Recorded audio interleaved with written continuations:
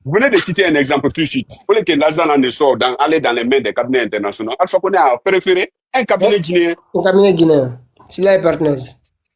Mais pourquoi laisser tous ces cabinets-là aller chercher jusqu'à ailleurs? Le point, c'est quoi? C'est multinational, c'est lobby qui ont poussé à ce coup d'État, veulent avoir l'RG sur la gestion des ressources. Ce sont les représentants qui sont ces cabinets-là. Dis-moi, il faut me contredire. Peut-être la vérité là va s'éclater demain ou bien un autre jour. Je vous dis la vérité. Ce ne sont que des représentants de ces lobbies qui les ont poussés à faire ce coup d'État. Ce coup d'État-là n'arrange en rien la Guinée. Tout est contraire. Tout ce qu'ils ont dit, tout est contraire. La corruption, la Guinée a atteint le summum de la corruption, autant de ces personnes-là. Je vais mettre un audio de Foniké Menguevi là-bas, on revient encore. Comme c'est le sujet, on reviendra. Demain, on reviendra longuement sur ce sujet-là. Lui seul, la souveraineté revient. Vous ne craignez rien, c'est vrai, c'est vrai. Capoté. Aujourd'hui, vous n'avez pas de crainte et votre état de santé. Ouais, c'est vrai que je suis jusque-là en train de me soigner. Mais comme je vous ai dit au départ, aucun sacrifice n'est de trop pour la patrie. Capoté. Donc, au nom du patriotisme, nous serons toujours là. S'ils vont nous arrêter, qu'ils nous arrêtent. Mais on ne reculera pas. On est prêt à aller jusqu'au bout. C'est de cela qu'il s'agit. Donc rien ne nous fera reculer sur ce chemin. Rien. Notre liberté n'est pas à négocier. Notre droit à l'information n'est pas à négocier. On le fera. Et ce n'est pas un combat contre quelqu'un. Le général Mamadi Doumbouya, il sait que notre combat, ce n'est pas contre lui. Notre combat n'a jamais été dirigé contre un Guinéen. Mais notre combat sera toujours un combat de valeur, un combat de principe démocratique. Si autrefois on appréciait son discours, mais aujourd'hui, comme c'est le contraire qui se présente à tout le monde, je pense que personne n'est content de la situation du pays. Lui-même, où qu'il soit en ce moment, devant sa conscience, il sait que les choses ne se passent pas bien. Voilà. Ça, c'est... Et puis un autre, un dernier. C'est bon, ça, c'est... Je dois dire que tout ce qui s'est passé depuis juillet 2024, avec la disparition, entre guillemets, de Foniké Mengué et de Bilo. J'entendais entre guillemets. Entre guillemets. Entre guillemets. Comment on peut être aussi pluriel que ça? J'arrive, je travaille. C'est quelque chose qui n'a pas été dans un droit fil des intérêts du gouvernement. Maintenant, par rapport à la question des droits de l'homme, c'est un enjeu majeur. Capotez, s'il vous plaît. 334. S'il vous plaît, capotez. Sécurisez le live. Situation où des personnes peuvent être considérées comme disparues en République de Guinée. Parce que cela veut dire que nous avons encore du travail. Et en tant que Premier ministre chef du gouvernement, j'ai indiqué à tout le monde, et sur instruction du président de la République, que tous les actes doivent être en relation étroite, encadrés par l'ordre judiciaire. Et ça, c'est très important. Il ne faut en aucune manière ouvrir une brèche où des actions extrajudiciaires peuvent compromettre le processus de transition actuel ou bien ternir l'image de la République et l'image du gouvernement. Je dois dire que tout ce qui s'est passé depuis juillet 2024, avec la disparition, entre guillemets, de Foniké Mengué et de Bilo, c'est quelque chose qui n'a pas été dans un droit fil des intérêts du gouvernement. Au contraire, on était en train d'améliorer notre position à l'international. On était en train de négocier avec l'Organisation internationale de la francophonie. Et cette affaire survient au moment où les conclusions étaient très avancées. Qui était pénalisé dans cette affaire? C'était le gouvernement de la République de Guinée.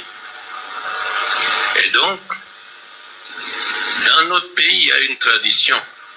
Ce qui se fait sur la scène et ce qui se fait dans les coulisses, très souvent, les choses sont différentes.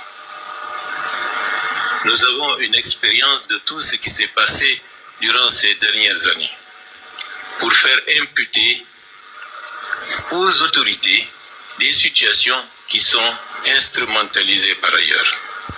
Je ne dis pas que c'est le cas, puisque les enquêtes se poursuivent, mais c'est pour dire que nous devons faire preuve de prudence et de sérénité dans les jugements hâtifs. La question du respect des droits de l'homme à l'heure actuelle, dans un environnement troublé, il ne faut plus réfléchir avec les mécanismes d'il y a 30 ans. En d'autres termes, en disant que dès qu'il y a une violation des droits de l'homme, l'État est responsable. L'État n'a plus le monopole de la violence dans la plupart des États, surtout dans notre région. L'État n'a plus le monopole de tout ce qui est, par le passé, du domaine exclusivement régalien de l'État. D'où la nécessité absolue, avant de raconter quoi que ce soit, il faut procéder à des enquêtes approfondies pour situer les responsabilités. Je dis et je réitère que le gouvernement de la République de Guinée, le CNRD, n'a aucun intérêt de ternir tout ce qui a été fait depuis le 5 septembre 2021. Les pratiques qui avaient cours par le passé doivent être combattues à tous les niveaux.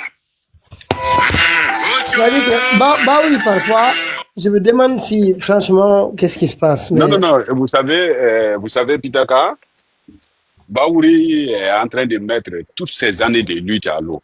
Et Baouri doit être jugé. Après ça, Baouri doit être jugé. Il doit même aller en prison. Donc, moi, je vais vous dire la vérité. Baouri a donné trop de réponses cette année. C'est-à-dire, il a fallu que Baouri soit à la tête pour qu'on sache ce qui s'est passé. La question que je pose ici, il dit dans le passé, il y a des gens qui ont fait des situations. Donc, est-ce qu'il y a eu dans le passé des gens qui ont été kidnappés et qu'on s'est rendu compte qu'après, c'était les opposants qui les ont kidnappés? Est-ce qu'on a eu le cas là en Guinée? Non. Mais il a dit qu'on a eu des expériences comme ça. Il ne parle pas seulement de kidnapping. Il parle même moi, je peux dire, même y compris les morts qui se passaient, qui se faisaient, y compris les morts qui se faisaient. Mais là, il était sur la question de Fonike Mengue et Bill Leba. Oui, mais c'est-à-dire il a fait référence à une situation. Est-ce que vous comprenez? Moi, je me dis, y compris les morts dont on entendait lors des manifestations, y compris. C'est ce que Baouri veut nous faire savoir. Parce que lui, il était dans l'opposition. Il dit qu'ils ont eu l'expérience. Ça veut dire qu'il faisait partie des personnes qui ont expérimenté comme ça, orchestrer des choses ailleurs et venir imputer au gouvernement une façon de tenir l'image du gouvernement. Qu'est-ce qu'on n'a pas vu autant de professeurs Alpha Condé? On est en train de compter aujourd'hui à des 200 personnes décédées ou bien qui ont été tuées lors des manifestations. N'est-ce pas? Mais est-ce que, durant toutes les morts de toutes ces personnes-là, on a pu identifier des personnes qui ont pu tuer ces personnes-là? Non. On a vu un ministre qui s'est déplacé avant le redéploiement des forces de l'ordre, fouiller tout le monde, cesser à savoir tout ce qui se passe. Maintenant, si alors il y a des morts et qu'un des responsables de ces différentes organisations vient nous dire aujourd'hui qu'il y a des choses qu'ils orchestraient ailleurs et venir imputer au compte du gouvernement une façon pour eux de tenir l'image du gouvernement. Tu as compris ce que ça veut dire? Tu as compris ce que ça veut dire? C'est-à-dire, c'est là, par là, tous les arguments de l'opposition, tous les arguments des parents des familles qui ont perdu leurs enfants, Baouri prend toutes ses responsabilités. Baouri prend toutes ses responsabilités. Voici, en quelque sorte, ce que Baouri veut nous dire. Vous savez, une façon pour eux de se défendre. Pour lui, il est en train de défendre toutes ces situations, mais il est en train de faire en sorte il est en train de nous faire savoir que c'était eux à la base de toutes ces manifestations violentes et les décès des enfants. C'est tout. Même si tout n'était pas eux, mais la plupart des cas, c'était eux. Il vient de dire. M. Traoré. Voilà, écoutez M. Baouri ici quand même. Là, je pense que c'est plus explicite.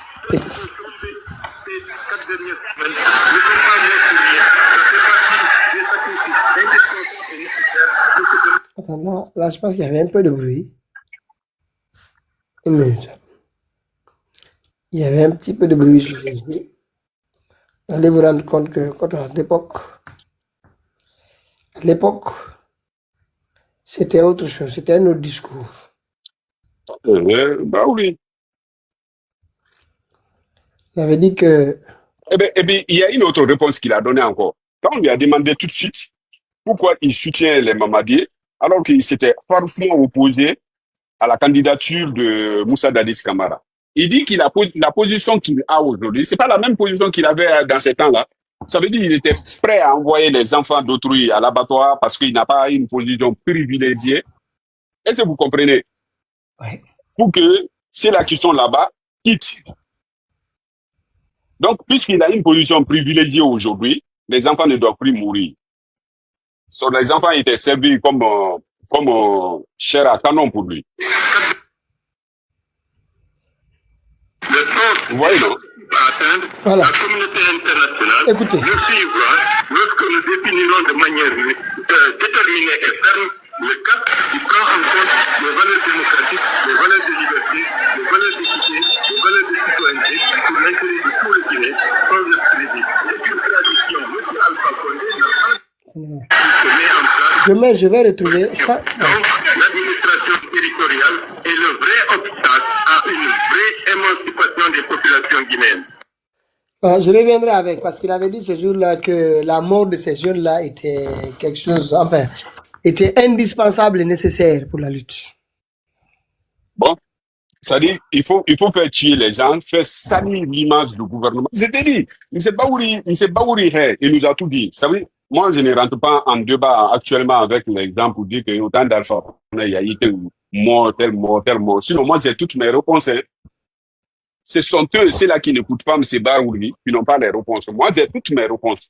Mais je me réserve. Pour le moment, ce qui nous intéresse et ce qui nous préoccupe, c'est comment faire en sorte que ces gens qui sont là aujourd'hui en train de torpiller comment on appelle le peuple guinéen puissent quitter. Non, je crois avec Baouri, il n'y a pas de réserve. Hein.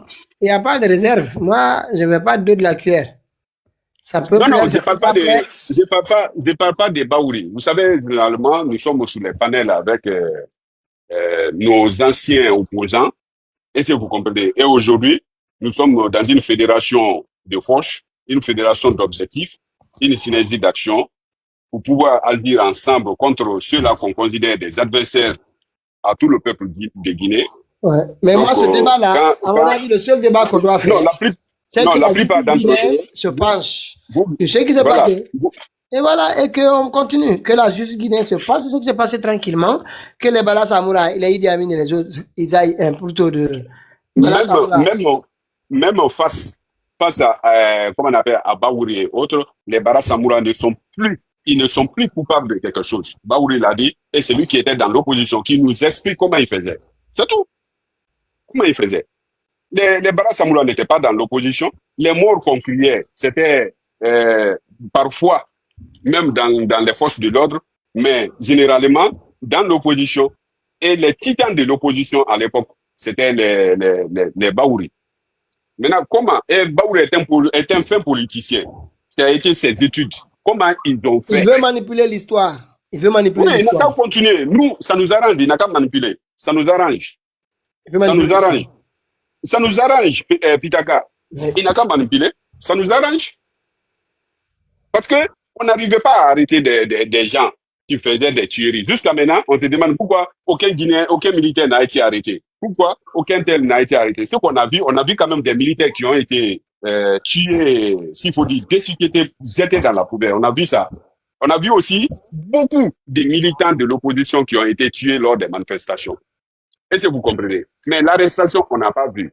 Les Guinéens se demandent aujourd'hui. Mais heureusement, il a fallu qu'on donne cette position privilégiée à M. Baouri pour qu'il vienne nous parler du secret. Donc nous disons Dieu merci. M. Traoré, ce n'est pas un secret. Baouri raconte n'importe quoi. Ce sont les policiers qui tuaient les gens. Baouri raconte n'importe quoi. Ce sont les policiers, les gendarmes qui tuaient les gens. Moi, je ne peux pas accuser maintenant là, les policiers, je ne peux pas accuser les gendarmes. Voilà. Traoré, maintenant, M. Baouri depuis toujours, cette armée, cette police-là, c'est eux le problème des tueries. C'est eux. Oui, mais autant on partait même les fouiller, M. Pitaga, on les fouillait même. On les fouillait pour savoir s'il y a des gens qui ont des choses qui peuvent tuer autres. On les envoyait dans les manifestations. Des policiers s'est blessés. Il y a eu d'autres qui ont été tués aussi. Oui, les manifestations étaient dures, je sais, hein, c'était dur. Hein. Voilà. Vous savez, les policiers qui étaient blessés, c'est les policiers qui étaient là pour faire le maintien de l'ordre. C'est pas ceux qu'on envoyait dans l'ombre pour aller tuer les gens. C'est pas eux, hein. Ceux qui subissaient là, ceux qu'on voyait là, quand il y a eu des morts. Moi, j'ai vu un policier une fois. Franchement, c'est là que j'ai compris que le Guinéen, la violence, il est dans son champ. Et le gendarme qui a été tué. C'est ce que je vous dis. C'est eux là. Et des manifestants violents qui ont déraillé les trains et autres. C'est-à-dire, moi, ne parlons pas de cela, ça va. Parce que ça. Je sais, de Taoré. Les Mamadi, ce qu'ils ont fait les derniers moments là, ils ont tout fait pour que le gouvernement. Oui, je le sais. Ils ont envoyé des infiltrés. Ils ont envoyé des infiltrés dans ces manifestations là. J'ai un exemple. À te donner. Pour que les Guinéens détestent le président. C'est ça qu'ils ont fait. Quand ils venaient d'arriver au pouvoir, tout récemment, les premières manifestations qui se sont tenues